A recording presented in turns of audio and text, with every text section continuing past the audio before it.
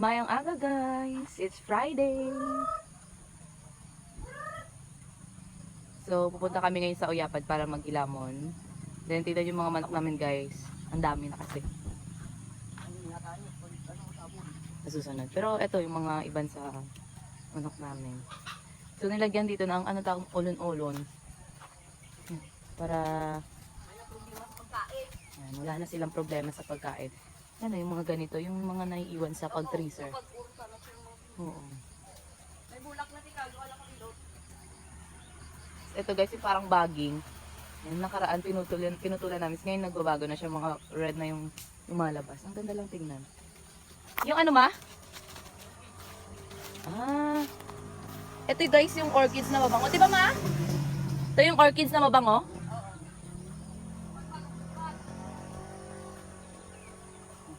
So ito, wala, ito yung dito sa loob ng dating bahay namin. Yan, dati naming bahay.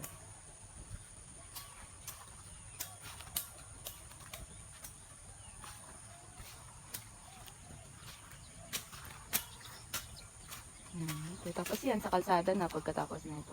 May mga saging.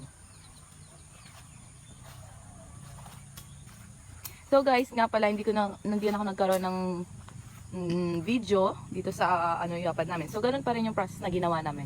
Nagmano-mano pa rin sila ng pagtanim. Pero halos sila mama, si papa, then si uncle tumulong, si kuya. Kasi kami, hindi na kami nakatulong. Hindi katulad dati na kami anim. Sasabay-sabay talaga para dito sa Oyapad namin. Pero sa ngayon, ito, dadamuhan namin siya kasi lalagyan na ng abono. Pero maganda naman yung yung tubo niya. Ayan guys. So ayan. Pero yung kina-angkol doon, kina-angkol yun dyan. Ano yan sila ng direct. So sa amin, tanong pa din. Ngayon na lang ulit ako nakalagaw. May mga bayabas dito. Kaya nga eh. Oo. Eto man lang yung nagdidilaw eh oh.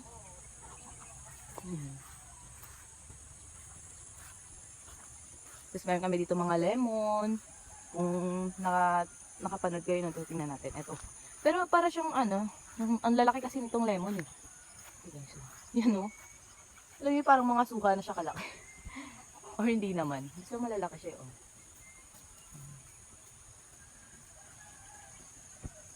Ito talaga yung malaki. Wala niyo bayabas. Tapos ang dami na rin bunga. Tapos ayan yung mga saging na tinatanim ni Papa. Mga tinanim pala, kasi nakakuha na kami ng bunga. Then doon tayo mag-start sa pinakataas na Oyapad.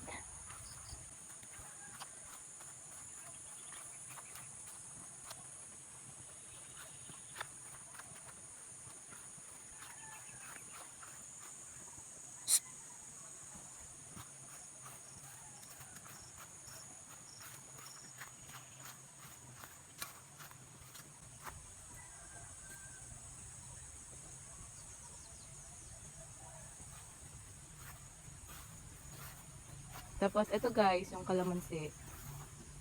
Kalamansi. Dami na namin din dito nakuha pa rin.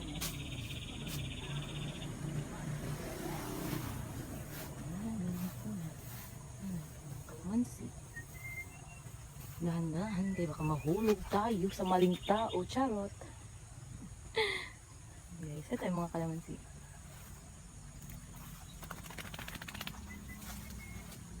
Ayan guys, ito maganda tingnan na kasi. Sobrang green.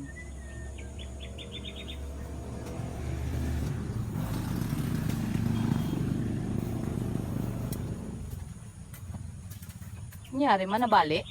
Ahay. Sino?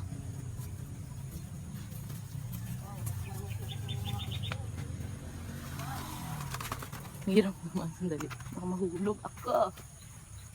Agay. Mga kang Palawan? Patingin. Ah. Salo ko sa mga pa ron. Sa din nakuha ay sa gilid na lang din. Yung mga dira oh. Ang laki pag, ayun oh, malaki.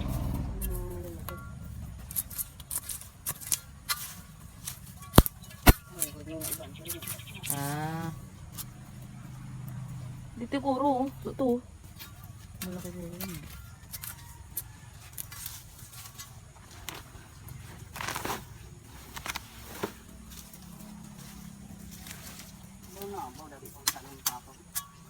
Ay, tanong mo naman na Dayama. Bulukan mo.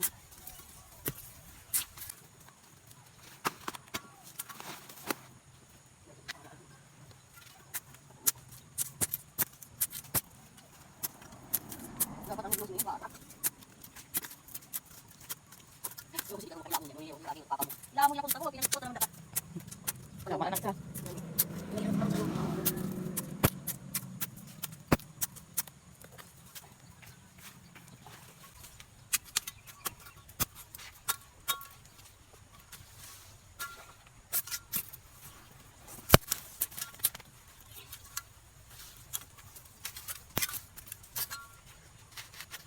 Gago, alis ang tulong mo na yung mga umod. Ay, mga gagmay.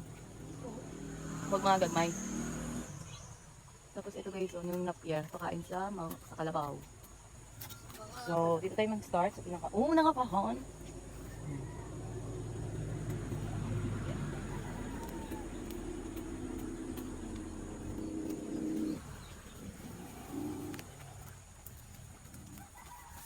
Oy, uli! Ah! Ano lang ang damo, ano mo? Dito na lang sa damo.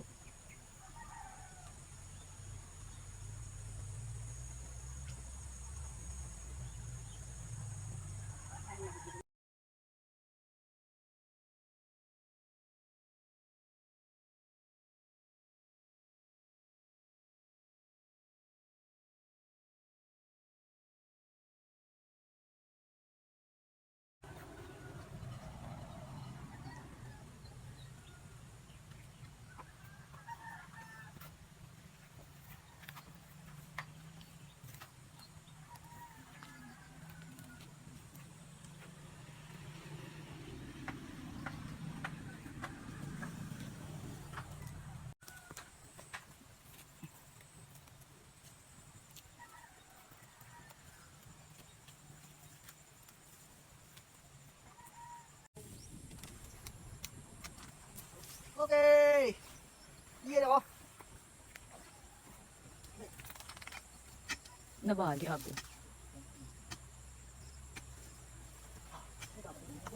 Sa babaw.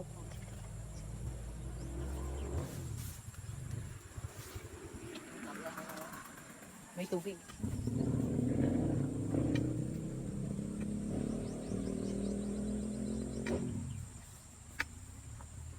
So yun guys, nakapag-start na kami dito banda. Ang haba pa, dun pa. Pero sa mga part na may tubig, wala naman siya masyadong damo. So mga tuyo lang talaga tulad ito sa pinakataas na kahon namin. Kasi wala masyadong tubig. Pero ngayon, tuloy na muna ni mama yung pagkuha niya ng mga palawan. Kasi, pwede niya pang matinda bukas. Yan, mga tayong palawan guys.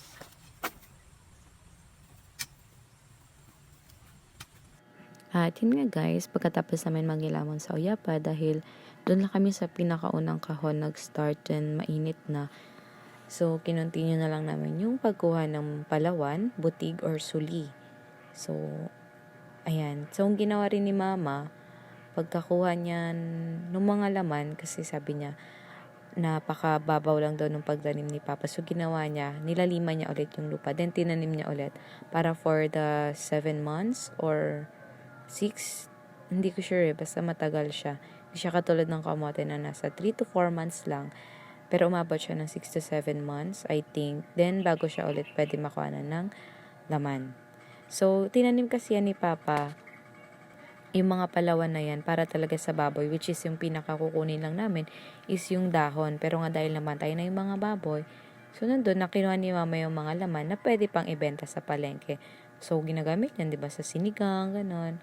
Or kung ginugulay nyo man sa mga panglaswa-laswa, so masarap din siya.